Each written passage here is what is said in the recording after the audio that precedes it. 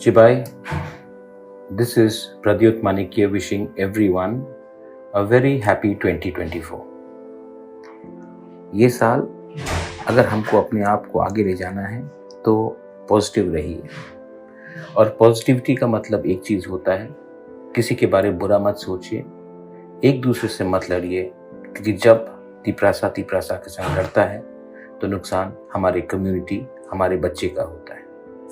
अगर हमें आगे बढ़ना है ज़िंदगी में तो इम्प्रूव अपने आप को कीजिए।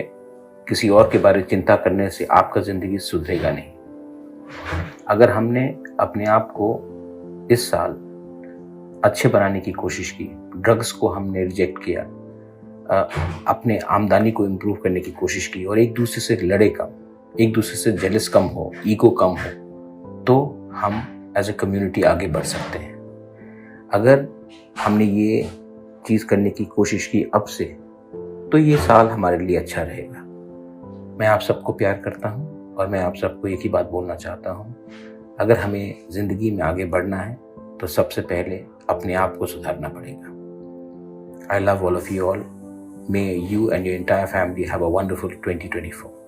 Belai Nuhambai.